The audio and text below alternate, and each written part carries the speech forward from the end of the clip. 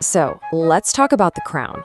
But specifically, what happens when a king's health turns into this big public mystery, and the only thing coming from the palace is, well, silence. We're going to dive into why that silence, that vacuum of information, has actually become its own crisis for King Charles. And you might think, okay, so what? Isn't this just royal gossip? But it's actually way bigger than that.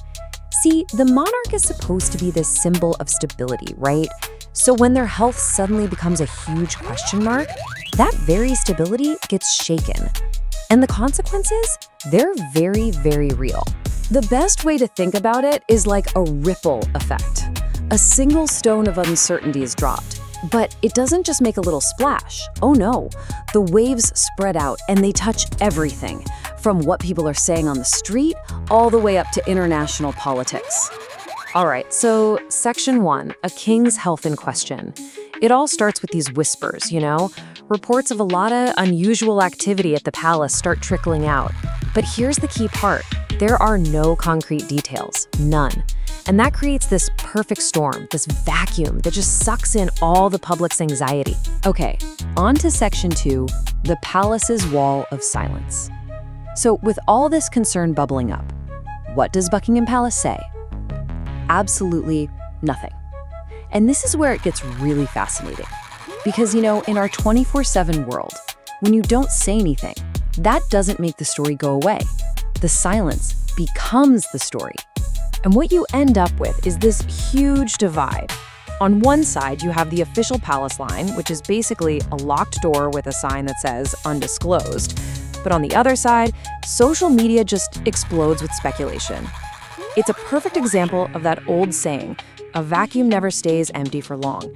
It just gets filled up with theories, rumors, and a whole lot of worry. And really, this is the most important thing to get.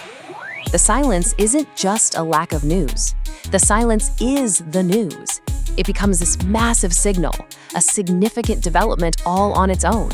It screams that something is going on, whether they want it to or not.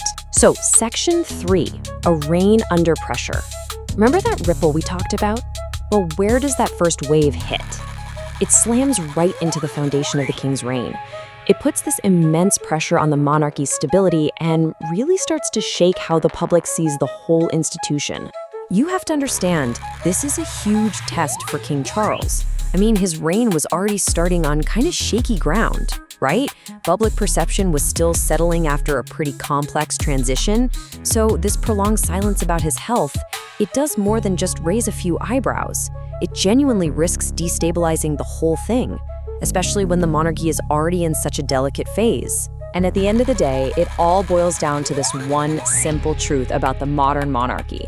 You just can't get around it. The monarchy's future stability is inextricably linked to the well-being of its leader. You see, you can't separate the person from the institution. It's impossible. Next up, Section 4, the Commonwealth connection. And that ripple just keeps on going.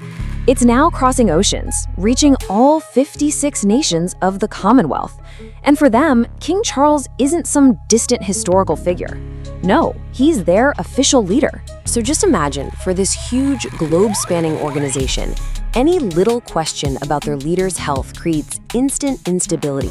It throws leadership into chaos, makes everyone wonder what's next, and it has real, tangible diplomatic fallout for countries all over the world, from Canada to Australia.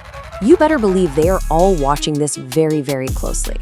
And that brings us to our final section. Section 5, the monarchy's next chapter. This is the biggest ripple of all. Because what this whole crisis of silence has done is spark a conversation that's way bigger than just one person's health.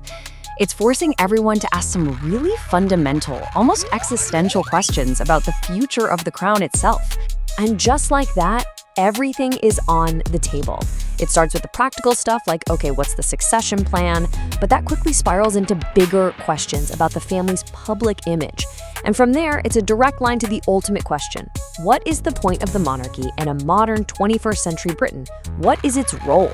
So as the nation, and really the world, holds its breath, waiting for some kind of clarity, the damage from the silence is already done. It's forced this massive, deep reflection on the monarchy's place in a world that, frankly, demands transparency. Yeah, the immediate worry is the king's health, of course.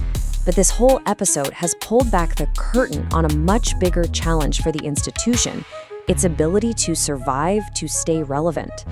Which leaves us with that one big question hanging in the air.